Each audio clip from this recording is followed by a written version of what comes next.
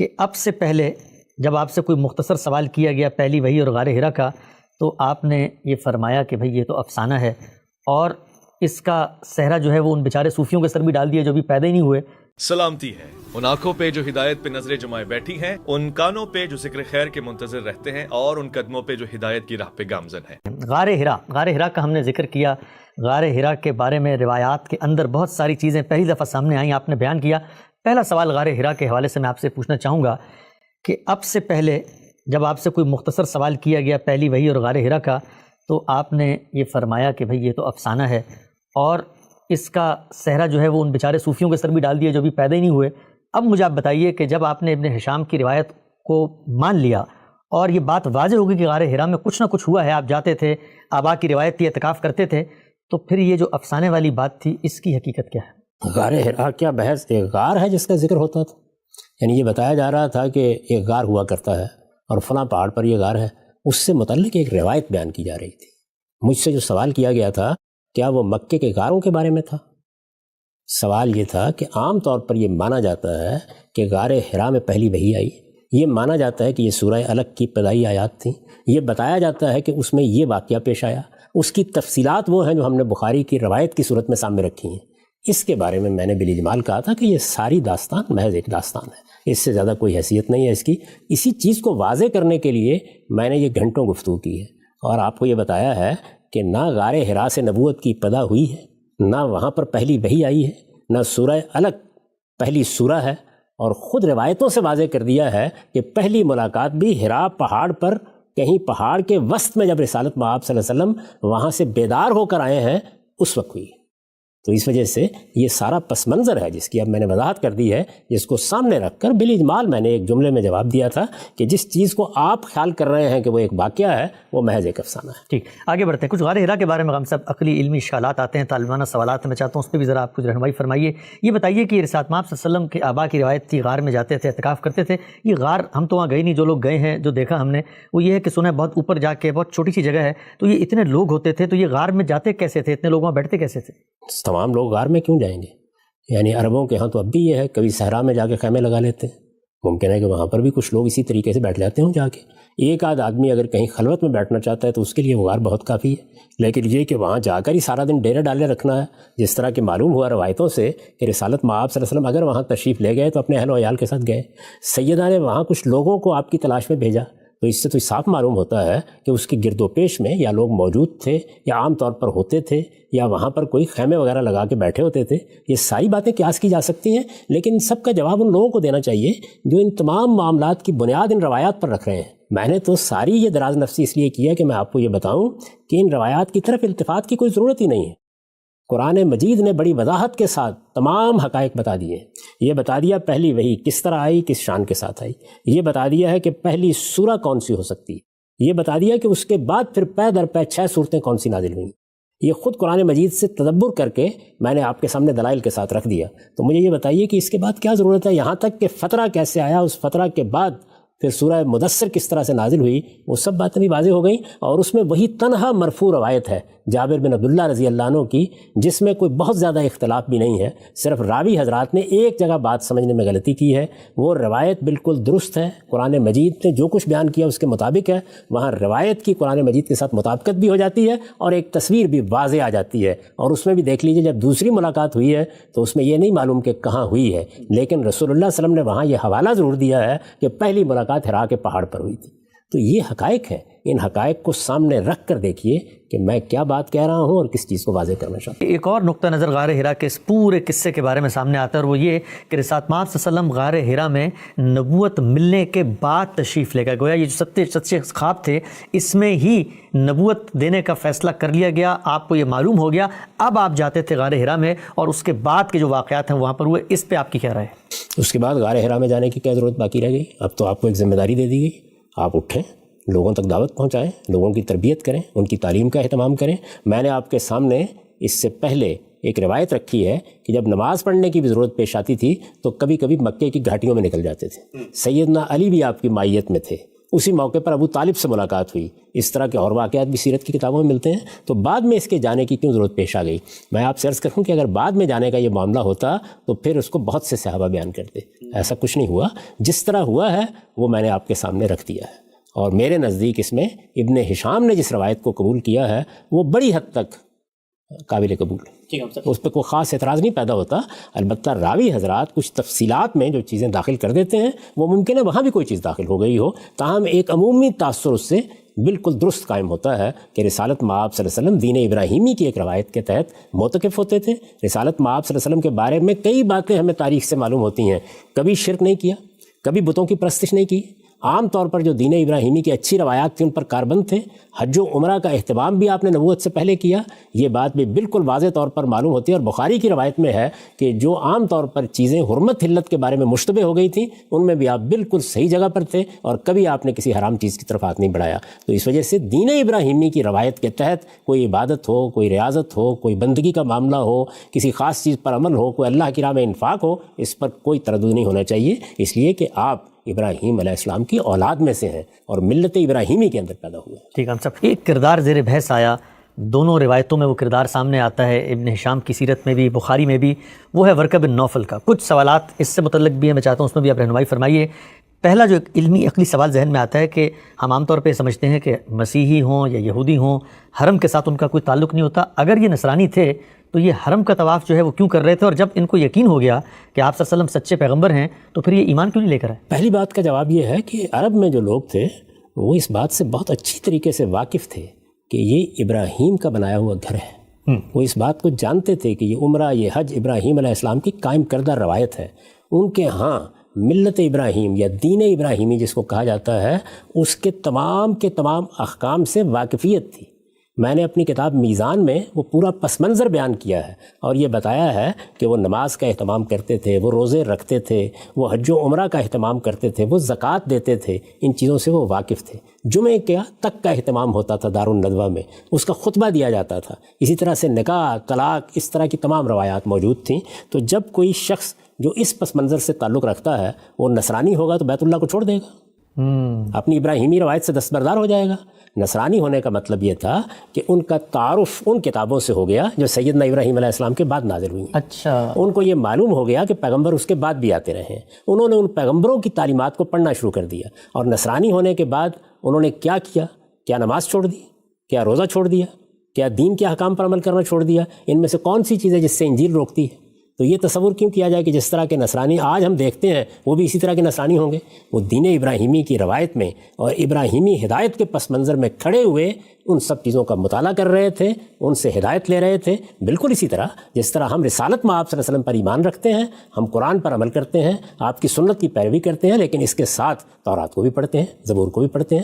تو اسی طریقے سے وہ پڑھ رہے تھے. گویا انہوں نے اس بات کا اعلان کر دیا تھا کہ میرے پاس ابراہیم کے دین کی جو روایت ہے اس میں تو جو باتیں تھیں ان پر میں عمل کر رہا تھا، اب میرے سامنے سیدنا مسیح کی روایت بھی آ گئی ہے. یہ بھی میرے لیے سر آنکھوں پر، اور میں اس پر بھی عمل پیرا ہوں گا. تو اس پس منظر میں ان لوگوں کو دیکھنا چاہیے. نصرانی ہونے کا یہ مطلب ہرگز نہیں تھا کہ وہ اٹھے اور انہوں نے اٹھ کے یہ کہا کہ ابراہیمی روایت کو تو میں چھوڑ رہا ہوں، اب اس کے بعد میں پال کی بیعت کر رہا ہوں. اچھا. تو پھر ایمان کیوں نہیں لائے وہ ہم سب؟ نہیں، ایمان نہیں لائے. یہ آپ کو کیسے معلوم ہوا؟ رسالت مآب صلی اللہ علیہ وسلم کے ساتھ جو ان کی گفتگو نقل ہوئی ہے وہ ایک مومن کی گفتگو ہے. اچھا. ہم یہ خیال کرتے ہیں کہ ایک آدمی آئے گا وہ ایک خاص طریقے سے بیعت کرے گا. پہلے مرحلے میں یہ ہوا ہی نہیں ہے. رسالت مآب صلی اللہ علیہ وسلم نے تعارف کرایا، لوگوں نے اس کو سمجھا. جن لوگوں کے دلوں میں بات اتری انہوں نے تصدیق کی اس بات کی کہ آپ اللہ کے پیغمبر ہیں. سیدنا صدیق کے ایمان لانے کا واقعہ بھی اسی طرح بیان ہوا ہے. تو وہ ایمان لائے، لیکن چونکہ جلد دنیا سے رخصت ہو گئے اس وجہ سے انہوں نے کیا کیا کیا نہیں کیا اس کی تفصیلات وجود میں ہی نہیں آ سکیں. ذرا غور کیجئے ان کے اپنے الفاظ کیا نقل ہوئے ہیں. وہ تو یہ کہہ رہے ہیں کہ میں اگر زندہ رہا تو میں آپ کا ساتھ دوں گا، میں آپ کی مدد کروں گا. انہوں نے تو جو پیغمبر کا سب سے بڑا حق ہے کہ پیغمبر کی نصرت کی جائے گی اس کا پہلے دن اظہار کر دیا ہے. تو ایمان کیوں نہیں لائے ہو؟ یعنی ایمان لانے کے لیے کوئی باقاعدہ رسم نہیں ہے جو ادا کرنی پڑتی ہے. اصل میں انہوں نے اس بات کا اقرار کر لیا کہ آپ اللہ کے پیغمبر ہیں، آپ کو اس امت کی طرف بھیجا گیا ہے اور میں اس بات کی گواہی دیتا ہوں.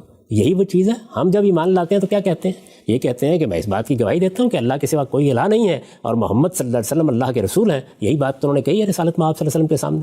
سبحان اللہ. ٹھیک ہے، ہم سب آگے بڑھتے ہیں. اس سلسلے کو لے کر طالبانہ سوالات کے اوپر جو کچھ ضمنی اعتراضات سوالات پیش کی جا رہے تھے، بڑی آپ نے خندہ روئی اور صبر کے ساتھ دوبارہ سے باتیں کچھ اپنی واضح کی. روایت کی بحث پر آتے ہیں. روایت پر آپ نے کافی بات کی تھی, سند کی تحلیل, ایک متوازی روایت. کچھ سوالات اس سے متعلق ہیں. پہلا سوال وہ یہ کہ ہمارے ہاں فن حدیث میں کہا جاتا ہے کہ اگر کسی صحابی تک روایت پہنچتی ہے تو صحابہ کے بارے میں یہ طے ہے کہ صحابہ کلہم عدول, ان کی عدالت ثابت ہے, تو صحابی کی روایت نتیجے کے اعتبار سے حکماً حسن کے درجے میں ہوتی ہے.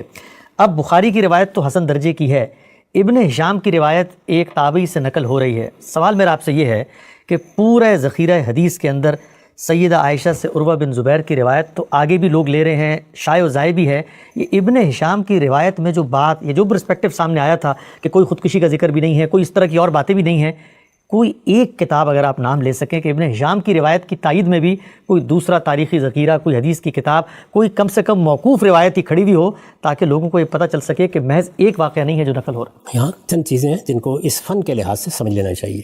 دیکھیے بات یہ ہے کہ رسالت مآب صلی اللہ علیہ وسلم سے کوئی بات نقل ہوتی ہے اور اس میں راوی یہ کہتا ہے, پہلا راوی ظاہر ہے کوئی صحابی ہوگا, وہ یہ کہتا ہے کہ میں نے یہ بات رسول اللہ صلی اللہ علیہ وسلم سے سنی, یا وہ کہتا ہے کہ رسول اللہ صلی اللہ علیہ وسلم نے یہ فرمایا, یا چلیے روایت معانن ہے اور وہ یہ کہتا ہے کہ رسالت مآب صلی اللہ علیہ وسلم سے میں یہ بات بیان کر رہا ہوں, تو ہم کہتے ہیں کہ یہ روایت مرفوع ہو گئی. یعنی اب رسول اللہ صلی اللہ علیہ وسلم کی طرف اس کی نسبت براہ راست کی جا سکتی ہے. صحابہ کرام سے جب کوئی روایت ہمیں ملتی ہے تو یہ موقوف روایت کہی جاتی ہے. کیوں کہی جاتی ہے؟ اس لیے کہ صحابی بات تو اپنے طور پر بیان کر رہا ہے, لیکن چونکہ وہ تصریح نہیں کر رہا کہ میں نے یہ بات رسالت مآب صلی اللہ علیہ وسلم سے سنی ہے, یا میرے سامنے یہ بات بیان ہوئی ہے, یا یہ واقعہ میں نے دیکھا ہے, اس کی چونکہ صراحت نہیں کر رہا ہوتا تو ہم اس کو موقوف ہی قرار دیتے ہیں اور یہ کہتے ہیں کہ اس میں جو بات بیان ہوئی ہے وہ بات ایسی ہے کہ کوئی صحابی اپنے طور پر نہیں کر سکتا, تو اس کو بھی ایک اہمیت دی جاتی ہے. اسی طریقے سے تابعین کی بھی روایات ہیں, بہت سی مراسیل ہیں, مراسیل میں بہت اچھے مضامین بیان ہوتے ہیں, ان کی سند کے اوپر بھی کوئی بہت گفتگو نہیں ہوتی, ان کو بھی اسی لحاظ سے پیش کیا جاتا ہے کہ یہ اگرچہ ایک مرسل روایت ہے, ایک تابعی نے اس کو بیان کیا ہے, لیکن اس میں جو چیز بیان کی گئی ہے وہ صحابائی کے ذریعے سے علم میں آ سکتی ہے. یہ گویا ایک طرح سے مضمون کی بنیاد پر ایک قیاس ہوتا ہے جس میں ہم کسی روایت کو پیش کر دیتے ہیں. اس طرح کی جتنی روایات بھی ہمارے سامنے آتی ہیں, پہلی چیز تو یہ جان لینا چاہیے کہ ان سے متعلق یہ دعویٰ نہیں کیا جا سکتا کہ یہ فی الواقع رسالت مآب صلی اللہ علیہ وسلم ہی نے فرمایا ہے. یعنی ایک نوعیت کا قیاس ہوتا ہے کہ غالباً یہ بات اس طرح ہوئی. اب آپ نے ابن ہشام کی روایت کے بارے میں سوال کیا ہے, تو میں آپ سے عرض کرتا ہوں کہ ایک چیز کی طرف لوگوں نے توجہ نہیں کی. یہاں سیدہ عائشہ سے, ام المومنین سیدہ عائشہ سے عروہ بن زبیر روایت کر رہے ہیں, جس کو ہم بخاری کی روایت میں دیکھتے ہیں, جس روایت پر ہم نے کچھ سوالات کیے ہیں, جس روایت میں کچھ اشکالات ہیں, بعض چیزیں قابل اعتراض محسوس ہوتی ہیں. پھر اس کے آخر میں ایک چیز کا پیوند لگایا گیا ہے جس کو بلاغات زہری کے نام سے پیش کیا جاتا ہے. تو ایک طرف یہ روایت ہے. دوسری جانب جو روایت ہم نے ابن ہشام میں دیکھی, اگرچہ ایک تابعی اس کو بیان کر رہے ہیں, لیکن آپ یہ دیکھیے کہ وہ بیان کیا کر رہے ہیں کہ وہ در حقیقت ایک صحابی کے سامنے بیٹھ اس کو سن رہے ہیں. وہ صحابی کون ہے؟ عبداللہ بن زبیر. عبداللہ بن زبیر رضی اللہ عنہ رسالت مآب صلی اللہ علیہ وسلم کے صحابہ میں سے. تو اس لحاظ سے ان دونوں روایتوں میں اگر آپ پورے منظر کو سامنے رکھیں تو کوئی بہت فرق نہیں. یعنی صحابی دونوں جگہ پہ آئی گئے ہیں. یعنی وہاں سیدہ سے روایت بیان کی جا رہی ہے, یہاں ایک صحابی کے سامنے روایت بیان کی جا رہی ہے, اور میں نے اس سے متعلق توجہ دلائی تھی کہ وہ کوئی سوال نہیں اٹھاتے, وہ کوئی اعتراض نہیں کرتے. یہ روایت ان کے خاندان میں اگر موجود ہے تو اس کی بنیاد پر بھی نہیں کہتے کہ ہماری خالہ تو اس سے بالکل مختلف بات بیان کرتی. ان کے بھائی جو روایت بیان کر رہے ہیں, چھوٹے ہیں ان سے, عروہ بن زبیر, ان کی روایت کے حوالے سے بھی کوئی سوال ان کے ذہن میں نہیں پیدا ہوتا. وہ اس روایت کو بہت اطمینان کے ساتھ سنتے ہیں, اور ایک تابعی یہ کہتے ہیں کہ ان کی موجودگی میں یہ روایت بیان کی گئی, یہ پورا واقعہ ان کے سامنے بیان کیا گیا, اور پھر اس کو آگے روایت کر دیتے ہیں. تو اگر آپ اس لحاظ سے دیکھیں تو اس روایت میں اور اس روایت میں کوئی بہت فرق باقی نہیں رہ جاتا. اس کے بعد یہ دیکھیے کہ ہمارے سامنے خود عروہ بن زبیر کے مغازی موجود ہے, اس میں بھی اگرچہ بعد کے لوگوں ہی اس کو روایت کیا ہے, لیکن وہاں ایک دوسرا ہی قصہ سامنے آتا ہے. اچھا, وہی عروہ بن زبیر جو بخاری میں ہے, وہی عروہ بن زبیر جو بخاری میں ہے. اگر آپ ان دونوں روایتوں کو سامنے رکھتے ہیں, یعنی جو مغازی عروہ بن زبیر میں روایت بیان ہوئی ہے وہی عروہ بن زبیر, تو پھر آپ گھنٹوں لگے رہیے, آپ عروہ بن زبیر کی اس روایت میں جو ہم نے بخاری میں پڑھی اور وہ جو خود ان کے مغازی میں نقل ہوئی ہے, کوئی مطابقت تلاش نہیں کر سکتے. وہاں یہ ذکر یہ ہے کہ غالیچے بچھے ہوئے تھے, وہاں رسالت مآب صلی اللہ علیہ وسلم کو بٹھایا گیا, وہاں جبریل نے تعلیم دی, وہاں ایک بالکل دوسری داستان ہے. اس میں یہ واقعات بھی بیان نہیں ہوئے, اس میں یہ بات بھی بیان نہیں ہوئی کہ ورقہ بن نوفل کے پاس لے جایا گیا. یعنی یہ ساری چیزیں اس میں موجود نہیں ہیں, اور اس کا پہلا حصہ بڑی حد تک وہی ہے جو ابن ہشام کی روایت میں ہے. اسی طرح اس میں صراحت کے ساتھ یہ بیان ہوا ہے, عروہ بن زبیر یہ کہتے ہیں کہ پہلی وہی وہ ہے جو سورہ نجم میں ہے. اس میں یہ بات بھی بیان ہوئی ہے. تو اگر میں یہ سارا کا سارا مواد سامنے رکھ دوں تو پھر آپ ان کے تضادات میں وہ راستہ کہاں سے تلاش کریں گے؟ تو میرے طریقے کے اوپر جیسے کہ میں نے عرض کیا تھا، غور کیجئے، اللہ کی کتاب قرآن مجید نے یہ بتا دیا ہے سورہ نجم میں کہ پہلی وحی اس طرح آئی، دوسری مرتبہ جبریل سے ملاقات اس طریقے سے ہوئی. ہم نے خود قرآن پر تدبر کر کے یہ سمجھ لیا کہ پہلی سورہ کون سی ہے، یہاں تک ہم نے متعین کر لیا کہ اس کے بعد پے در پے کون سی صورتیں نازل ہوئیں، فترات کیسے آئے، پہلا فترہ کون سا تھا، دوسرا فترہ کون سا تھا. اور یہ جو ایک مرفوع روایت میں جابر بن عبداللہ رضی اللہ عنہ کی روایت میں سورہ مدثر کے بارے میں بیان ہوا ہے، قرآن مجید اس کو کس طریقے سے بیان کرتا ہے. اس کے بعد آخر اس کی ضرورت کیا باقی رہ جاتی ہے کہ ہم ان روایات کے اضطرابات میں اور ان کے تضادات میں اور ان کے اختلافات میں اپنے آپ کو الجھائیں. یہ ساری چیزیں میں آپ کے سامنے رکھ سکتا تھا، لیکن میں نے صرف ان روایات کا تقابل کیا ہے جن میں ایک بخاری میں ہے اور زیادہ تر محدثین نے اس کو نقل کیا ہے، اور دوسری سب سے پہلے سیرت نگار کے یہاں ہے. صرف انہی کو دیکھ لیجئے کہ ان میں ایک میں کیا داستان ہے اور دوسری میں کیا داستان ہے. ٹھیک ہے، ہم سب بہت ہی تفصیل سے آپ نے جواب دیا اس بات کا. آگے بڑھاتے ہیں، روایت کے اوپر جو سوالات ذہن میں آتے ہیں. یہ سوال ایک عقلی سوال ہے. ہم دیکھتے ہیں کہ روایات کا ذخیرہ ہے، کم و بیش 70,000 کے قریب روایات ہیں، مرفوع روایات ہیں، سندن صحیح ثابت روایات ہیں. یہ مجھے بتائیے گا کہ کیا آپ کے ذہن میں بھی یہ سوال پیدا ہوتا ہے کہ رسالت مآب صلی اللہ علیہ وسلم کی زندگی کا اتنا بڑا واقعہ ہے، آپ اپنے بچپن کی بات بھی کوئی بتا دیتے ہیں، اس سے پہلے کی بات بھی کوئی بتا دیتے ہیں، یہ کیا وجہ ہے کہ کوئی ایک بھی سندن صحیح مرفوع روایت خود رسالت مآب صلی اللہ علیہ وسلم کی زبانی سامنے نہیں آ رہی کہ ان کے ساتھ یہ معاملہ کیسے ہوا تھا؟ میں نے تو خود یہ سوال اٹھایا تھا، آپ یاد کریں، میں نے یہ عرض کیا تھا کہ یہ رسالت مآب صلی اللہ علیہ وسلم کی زندگی کا سب سے بڑا واقعہ، اس نے محمد بن عبداللہ کو محمد الرسول اللہ بنا دیا. یہ آپ کو بیان کرنا چاہیے تھا، اس کی تفصیلات ہونی چاہیے تھی. آخر یہ کیوں بیان نہیں ہوا؟ میں نے تو یہ کہا تھا کہ خود سیدہ خدیجہ جو اس واقعے میں ایک بڑا کردار ادا کرتی ہوئی محسوس ہوتی ہیں، انہوں نے بھی کبھی اس کو بیان نہیں کیا. کبھی بیان نہیں کیا کا مطلب کیا ہے؟ مطلب یہ ہے کہ ان کے ذریعے سے، ان کی روایت سے، ان کے الفاظ میں ہمیں یہ حدیث کے ذخیرے میں کہیں نہیں ملتا، تاریخ میں بھی کہیں نہیں ملتا. لیکن ظاہر ہے کہ آپ اگر سیدہ عائشہ کی روایت کو دیکھیں، آپ اگر یہ جو دوسری روایت ابن ہشام کی اس کو دیکھیں، تو اس میں رسالت مآب صلی اللہ علیہ وسلم کے حوالے ہی سے بیان کیا جا رہا ہے. تاہم یہ کہہ کے نہیں بیان کیا جا رہا کہ رسالت مآب صلی اللہ علیہ وسلم سے فلاں اور فلاں نے یہ سنا ہے. یعنی جو ایک مرفوع روایت میں طریقہ ہوتا ہے، ابھی میں نے اس کی مثال دی کہ راوی یعنی صحابی یہ بیان کرے کہ میں نے یہ سنا، میرے سامنے رسالت مآب صلی اللہ علیہ وسلم نے یہ بیان کیا، میں اس کو اس طرح دیکھ رہا تھا، اس طرح کی کوئی چیز ہمیں نہیں ملتی. تو اس سے یہ صاف معلوم ہوتا ہے کہ قرآن مجید نے جب اس واقعے کو اس طریقے سے بیان کر دیا تو پھر اس کے بعد کوئی تفصیلات کی ضرورت نہیں رہی. البتہ جابر بن عبداللہ کی روایت میں اس کا حوالہ آ گیا. آپ یہ دیکھیے کہ اس میں دونوں واقعات کا حوالہ آ گیا ہے. جابر بن عبداللہ کی روایت تو ہم نے ابھی تھوڑی دیر پہلے پڑھی ہے، آپ کے علم میں ہے کہ اس میں کیا کہا گیا. اس میں رسالت مآب صلی اللہ علیہ وسلم نے فرمایا ہے کہ میں آ رہا تھا اور اس طریقے سے میں نے جبریل کو دیکھا، پھر میں گھر آیا اور وہاں پر میں نے جب یہ کہا کہ مجھے کچھ اڑا دو تو سورہ مدثر نازل ہوئی. لیکن اس کے ساتھ مزید کیا فرمایا کہ میں نے جبریل کو دیکھا، یہ وہی جبریل تھے جو اس سے پہلے حرا کے پہاڑ پر مجھ سے مل چکے تھے. تو اس کا مطلب کیا ہے کہ سورہ نجم کے دونوں واقعات کو رسالت مآب صلی اللہ علیہ وسلم نے بالاجمال اس موقع پر بیان کر دیا. بس یہ ہمارے لیے کافی ہے. اتنا اجمال، یہ تفصیلات ہیں جن میں ایک بات افسانہ بن گئی ہے. اور اسی چیز کے بارے میں نے اپنے اجمالی جواب میں یہ کہا تھا کہ یہ محض داستان ہے، اس کی تنقیح اگر کی جائے تو وہی بات درست ہے کہ جو قرآن مجید سے ہمارے سامنے آتی ہے. ٹھیک، آگے بڑھتے ہیں. ہم سب ایک بہت اہم سوال، اور وہ سوال روایتی کے پہلو سے آپ کے نقطہ نظر پہ اٹھایا گیا ہے، بلکہ کہا یہ گیا ہے کہ یہ کیا وجہ ہے کہ آپ کی یہ جو فکر ہے، یہ جو بات ہے، اس میں کنسسٹنسی نہیں ہے، اس کے اندر مطابقت، تسلسل نہیں نظر آتا. ابن شہاب زہری پر تو آپ نے بات فرمائی، کہا محدثین ان پہ کیا کیا جلا کرتے ہیں، میں اس بحث میں نہیں جاتا. لیکن ابن شہاب زہری کے تصورات یا ان سے نقل ہونے والی روایات کے اوپر اشکالات تو پیدا ہو گئے. یہی ابن شہاب زہری ہے، میزان آپ کی کتاب ہے، لوگ کہتے ہیں اس میں آپ ان سے روایتیں بھی لے رہے ہیں. تو ابن شہاب زہری جہاں پر مسئلہ پیدا کریں وہاں پر رد، اور جہاں پر قبول ہو تو وہاں قبول. میں نے جو گفتگو کی ہے اس میں کچھ سوالات بخاری کی کتاب کے بارے میں بھی پیدا ہوئے ہوں گے، بخاری نے جو بلاغات نقل کیے ہیں اس کے بارے میں بھی پیدا ہوئے ہوں گے. اس میں بخاری کی بھی بہت سی روایات، مسلم کا بھی میں نے ذکر کیا، اس کی روایات بھی سنائیں، اس میں بھی بعض چیزوں پر جرح کی. اس میں مسلم کی بہت سی روایات ہیں. تو میں اس میں یہ عرض کروں گا کہ جو لوگ اس طرح کے سوالات اٹھاتے ہیں، یہ صاف معلوم ہوتا ہے کہ وہ اس فن سے واقف نہیں ہے. یہ تاریخ کا فن ہے. یعنی رسالت مآب صلی اللہ علیہ وسلم کی تاریخ بیان ہوتی ہے تو ہم اس کو حدیث کہتے ہیں. صحابہ کرام کے تاریخی واقعات بیان ہوتے ہیں تو ہم ان کو آثار کہتے ہیں. اور عام واقعات بیان ہوتے ہیں تو اسے تاریخ کہا جاتا ہے. تو میں نے آپ سے عرض کیا کہ یہ مورخین بھی بیان کر رہے ہیں، یہ سیرت نگار بھی بیان کر رہے ہیں، یہ محدثین بھی بیان کر رہے ہیں. جس دور میں انہوں نے یہ تاریخ بیان کی ہے، اس دور میں ان کے لیے یہ ممکن تھا کہ وہ لوگوں کے بارے میں تحقیق کریں. یہ میرے لیے، آپ کے لیے آج ممکن ہی نہیں ہے. یعنی یہ دور ختم ہو گیا. یہ لوگ جو بات بیان کر رہے ہیں، یہ راوی حضرات، یعنی وہ بتاتے ہیں نا کہ فلاں صحابی نے بیان کیا، صحابی سے فلاں سنا، فلاں سے فلاں نے سنا. یہ جو سند بیان کی جاتی ہے اس سند کی تحقیق کرنے کے ہمارے پاس آج کوئی ذرائع نہیں ہے. اس وجہ سے محدثین نے جو روایات منتخب کر لیں، جن لوگوں سے روایت لے لی، جن لوگوں کو انہوں نے قابل اعتماد مان لیا، ہم مجبور ہیں انہی کی بیان کردہ روایتوں پر بنیاد رکھ کے آگے بات کریں. ہمارے پاس اس کے سوا کوئی راستہ نہیں ہے. اس کی دیکھیے میں ایک مثال دیتا ہوں آپ کو. ہمیں مغلیہ دور کی تاریخ لکھنی ہے. ہم مغلیہ دور میں نہیں ہیں، ہم واقعات کو براہ راست نہیں دیکھ رہے ہیں. ہم ان لوگوں کو بھی نہیں مل سکتے جو اس زمانے کے واقعات سے آگاہ ہوں. اس زمانے میں جو تاریخیں لکھی گئیں، تاریخ فرشتہ اٹھا لیجئے، معاصر العمراء اٹھا لیجئے، آپ آئین اکبری اٹھا لیجئے، وہ کتابیں ہوں گی. اب ظاہر ہے کہ ان کتابوں سے جو مواد ہمارے سامنے آئے گا ہم اسی کی تنقید کریں گے، اسی کا تقابل کریں گے، اسی میں کسی چیز کو علم و عقل کی روشنی میں انتخاب کریں گے، اسی کو دیکھیں گے کیا فی الواقع وہ قابل قبول ہے یا نہیں قابل قبول. دنیا بھر کی تاریخ میں اسی طریقے سے دیکھا جاتا ہے. اس سے ہرگز یہ نہیں ہوتا کہ آپ اس کو اٹھا کے پھینک دیں. میں آپ سے عرض کرتا ہوں کہ یہ بحثیں ہوتی رہتی ہیں کہ مسند احمد بن حنبل کہاں سے ملی تھی.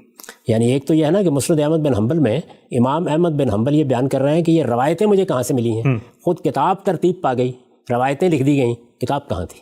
ذرا اس پہ تحقیقات پڑھیے لوگوں کی، معلوم ہو جائے گا کہ یہ کتاب پہنچی کیسے. بخاری ہے، مسلم ہے، کتنے نسخے ہیں جو دنیا بھر میں رائج ہیں، جن میں بعض نسخوں میں بعض روایتیں موجود ہیں، بعض میں موجود نہیں ہیں.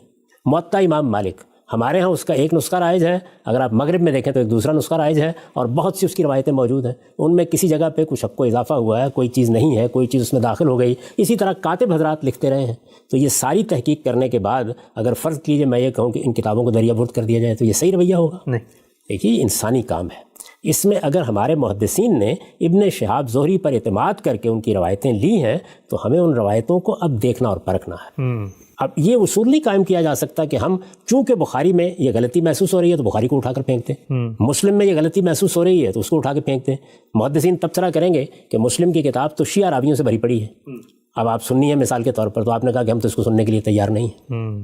تو میں یہ عرض کر رہا ہوں کہ یہ ایک بڑا قیمتی ذخیرہ ہے. جن لوگوں نے اس کو ترتیب دیا ہے انہوں نے اپنے طور پر تحقیق کرنے میں کوئی کمی نہیں کی. انہوں نے کتابیں مرتب کر دی ہیں، انہوں نے حالات سے بھی ہمیں آگاہ کر دیا ہے. لیکن جن لوگوں پر انہوں نے اعتبار کیا ہے یا اعتماد کیا ہے اور ان کو راوی کی حیثیت سے قبول کر لیا ہے، اب جو کچھ بھی وہ بیان کریں گے ہمیں اسے قابل اعتماد سمجھنا پڑے گا. اور اس کے بعد البتہ ہمارا یہ حق ہے کہ ہم قرآن و سنت کی روشنی میں یا احوال کی مطابقت کے پہلو سے اس کا جائزہ لیں، جس طرح کہ میں نے اس کے اصول اپنی کتاب میں بیان کر دیے ہیں کہ ہم یہ دیکھیں گے کوئی چیز قرآن و سنت کے خلاف تو نہیں، ہم یہ دیکھیں گے کوئی چیز علم و عقل کے مسلمات کے خلاف نہیں، اور یہ خود محدثین کے قائم کردہ اصول ہیں. اس کے بعد جو چیز اس کے مطابق ہوگی قبول کر لیں گے، جو چیز مطابق نہیں ہوگی اس کو رد کر دیں گے. تو ابن شہاب زہری کا معاملہ کوئی معمولی نہیں ہے. ہمارے محدثین ان کو امیر المومنین فی الحدیث کہتے ہیں. بہت بڑا ذخیرہ ان کے ذریعے سے پہنچا ہے. یہ کتابیں ان کی روایتوں سے بھری پڑی ہیں. تو ہم اس سارے ذخیرے سے اپنے آپ کو محروم کر لیں. اور یہ کون سا اصول ہے کہ جس کے تحت آپ کسی بھی تاریخی کام کا مطالعہ کریں گے؟ اس کے بعد تو کوئی چیز بھی باقی نہیں رہے گی. میں واقدی کے بارے میں گفتگو کرتا ہوں اور بتاتا ہوں کہ اس کے اوپر کیا جریں ہیں. ابن اسحاق کے بارے میں گفتگو کرتا ہوں اور یہ بتاتا ہوں کہ ان کے بارے میں کیا کیا بات لوگ کرتے ہیں. یہی لوگ ہیں نا جنہوں نے ہماری تاریخ بیان کی. یعنی ابن اسحاق کے بارے میں چلیے کچھ اچھی آراء مل جاتی ہیں. خود طبری کے بارے میں اور بہت سے مورخین ہیں جن کے بارے میں کتابیں لکھی گئی ہیں، تصنیفات موجود ہیں. شخصیت ہے یا نہیں ہے، وہ کون سی شخصیت ہے، یہ کوئی مجہول شخصیت ہے، یہ فلاں امام ہے، ان پر بحثیں موجود ہیں. تو یہ علم ہے. اس علمی دنیا میں چیزیں اٹھا کے نہیں پھینکی جاتی، اس میں وہی تنقیح اور اس کا طریقہ اختیار کیا جاتا ہے. اصل بات وہ ذہن میں رکھیے کہ ہمارا پورا دین قرآن و سنت میں ہم تک پہنچ گیا ہے. قرآن مجید بھی مسلمانوں کے اجماع اور تواتر سے پہنچا ہے اور سنت بھی مسلمانوں کے اجماع اور تواتر سے پہنچی ہے. یہ رسالت مآب صلی اللہ علیہ وسلم کے زمانے کا تاریخی ریکارڈ ہے. اگر براہ راست رسول اللہ کے حوالے سے ہو تو حدیث کہا جاتا ہے. اگر رسالت مآب صلی اللہ علیہ وسلم کے واقعات بیان ہوں تو سیرت کا عنوان دیا جاتا ہے. اگر صحابہ کرام کی بات بیان ہو رہی ہے تو اسے آثار سے تعبیر کیا جاتا ہے. عام واقعات ہوں یا اس میں یہ سب چیزیں ملی ہوئی ہیں تو اس پہ تاریخ کا عنوان قائم کیا جاتا ہے. یہ آپ کے علم میں ہے کہ طبقات ابن سعد میں ایک پہلا حصہ رسالت مآب صلی اللہ علیہ وسلم کی سیرت کا ہے. ابن کثیر کی تاریخ میں پہلا حصہ رسالت مآب صلی اللہ علیہ وسلم کی سیرت کا ہے. تو یہ اصل میں تاریخ ہے بنیادی طور پر. مورخین جب کوئی چیز بیان کرتے ہیں تو ان کے عہد کے بعد آپ براہ راست اس عہد میں جا کر وہ چیز نہیں تحقیق کر سکتے. انہوں نے جو کچھ بیان کر دیا ہوتا ہے اسی کو سامنے رکھ کر اس کے غص و سمین کو الگ کیا جاتا ہے۔ یہی کام اس مسلمان امت میں ہمیشہ سے ہوتا رہا ہے۔ ابن شہاب کی روایتوں کی بھی تنقید ہوتی رہے گی، بخاری کی روایتوں کی بھی تنقید ہوتی رہے گی، ابو داؤد اور نسائی کی روایتوں کی بھی تنقید ہوتی رہے گی۔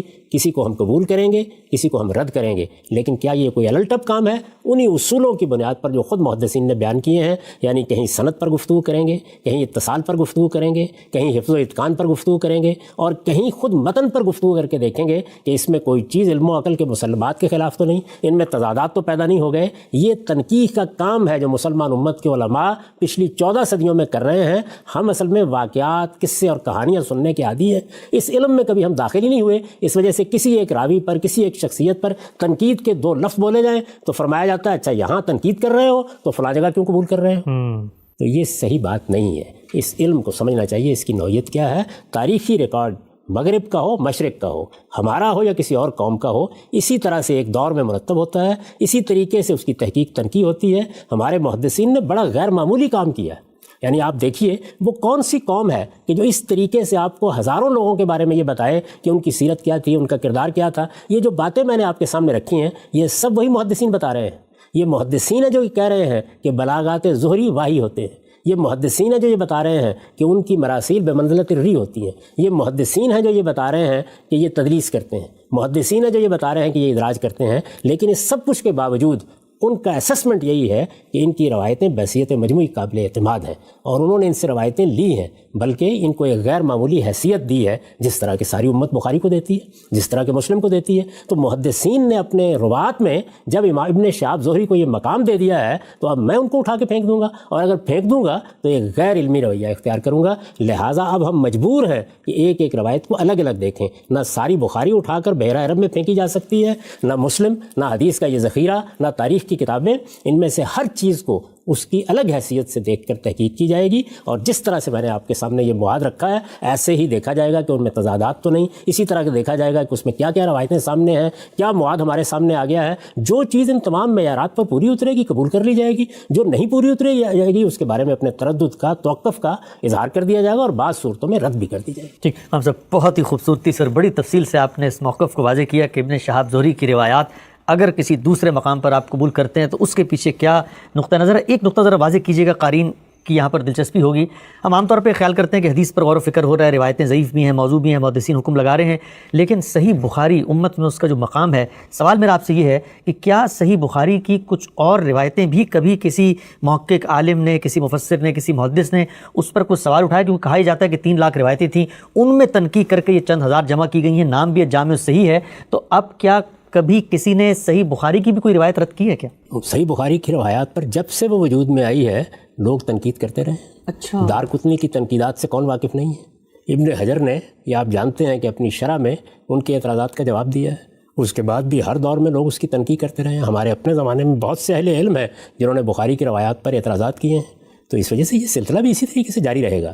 یہ عام لوگوں کی معلومات ہوتی ہیں کہ وہ یہ خیال کرتے ہیں کہ بس امام بخاری پر تو آسمان سے الہام ہوا تھا۔ یہ انسانی کام ہے۔ امام بخاری کا کام بڑا غیر معمولی کام ہے، انہوں نے بڑی محنت کی ہے، بڑی تنقید سے کام لیا ہے۔ یہ جب کہا جاتا ہے کہ یہ الجامع الصحیح ہے تو یہ صحیح اس معنی میں صحیح نہیں ہوتا جس میں ہم اردو زبان میں صحیح کا لفظ بولتے ہیں۔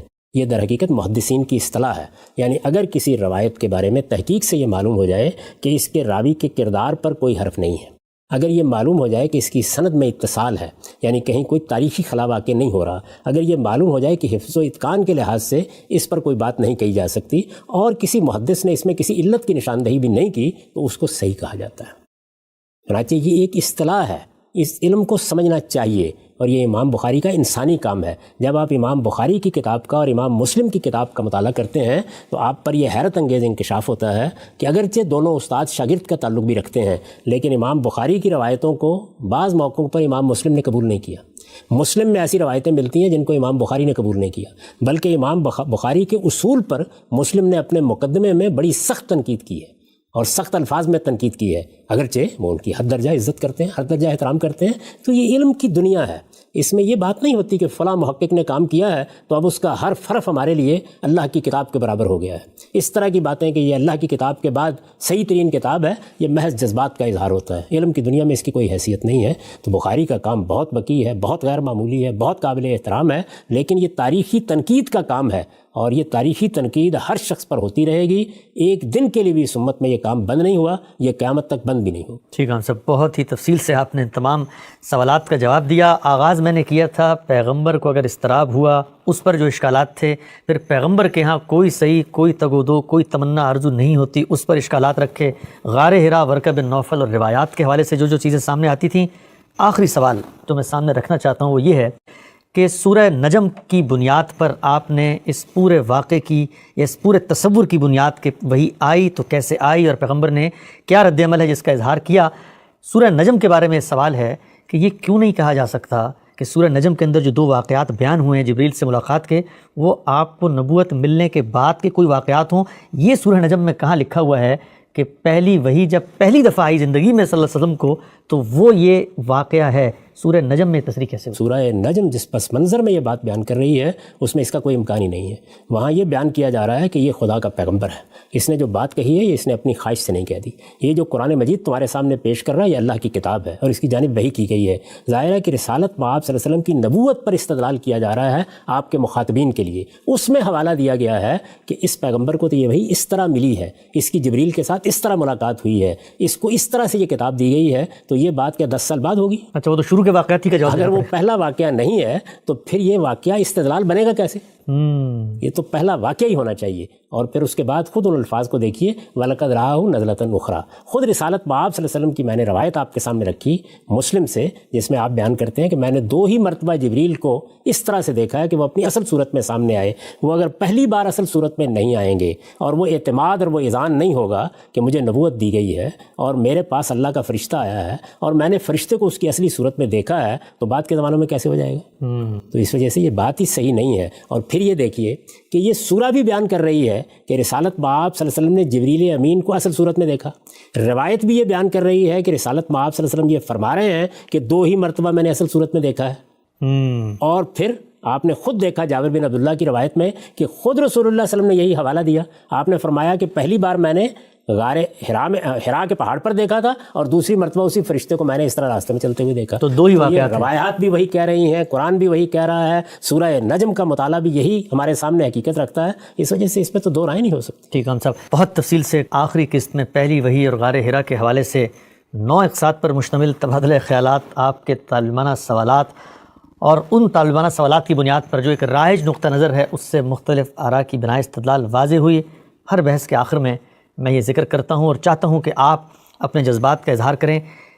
عام طور پہ یہ سمجھا جاتا ہے کہ غامدی صاحب نے پوری امت کے اندر رائج ایک معلوم, مانا جانا, شائع زائد نقطہ نظر سے مختلف بات کر دی ہے, اور وہ لوگ جو اسلام کی تہذیبی روایت سے جڑے ہوئے ہیں ڈرتے ہیں کہ غامدی صاحب کی یہ نئی بات اگر انہوں نے مان لی تو اس سے ان کے ایمان اسلام کو کوئی خطرہ نہ ہو جائے. بتائیے گا آخر میں کہ اس پوری بحث کا حاصل کیا ہے؟ میں نے یہ سارا مواد سامنے رکھ دیا. یہ بتا دیا کہ اللہ کی کتاب قرآن مجید پہلی وحی کو کس طرح بیان کرتی ہے. یہ بتا دیا کہ رسالت مآب صلی اللہ علیہ وسلم کو نبوت کس طریقے سے دی گئی. یہ بتا دیا کہ ہمارے پاس اس معاملے میں روایات میں کیا کچھ موجود ہے. اور یہ بھی آپ کو بتا دیا کہ میں تو یہ بات آج کر رہا ہوں, مجھ سے بہت پہلے بلکہ امام بخاری سے بھی بہت پہلے رسالت مآب صلی اللہ علیہ وسلم کا پہلا سیرت نگار اس داستان سے اختلاف کا اظہار کر چکا ہے اور اس نے ایک بالکل مختلف روایت آپ کے سامنے رکھی ہے. اس کا حاصل یہ ہے کہ ہمیں علمی ذوق اپنے اندر پیدا کرنا چاہیے. روایات کے ذخیرے کو وحی و الہام نہیں سمجھنا چاہیے. اس میں رسالت مآب صلی اللہ علیہ وسلم کی باتیں راویوں نے بیان کی ہیں.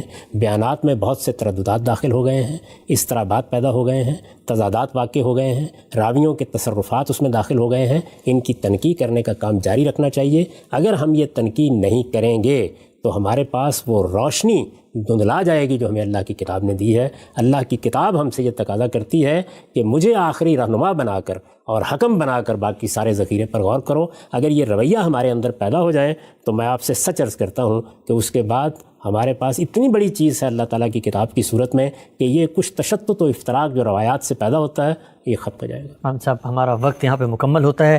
پہلی وحی اور غار حرا پر غامدی صاحب کے افکار پر پیش کیے جانے والے اشکالات کو لے کر آج یہ بحث پایہ تکمیل تک پہنچی ہے. کچھ اور اگر سوالات ضمنی اشکالات سامنے آئے تو انشاءاللہ سیریز کے اینڈ میں ہم ضمیمے کے طور پہ انہیں بھی زیر بحث لائیں گے. عام صاحب آپ کے وقت کا بہت شکریہ, اور میں آخر میں کہوں گا کہ آپ نے بہت ہی صبر, تحمل اور بہت ہی خندہ پیشانی کے ساتھ ہمارے سوالات کے جوابات دیے اور آپ کی بات آپ نے سامنے رکھی. امید ہے لوگ اس پر غور کریں گے. انشاءاللہ آئندہ نشست میں دوبارہ حاضر خدمت ہوں گے کسی نئے اعتراض کے ساتھ. اب تک آپ کے وقت کا بہت شکریہ. بہت شکریہ.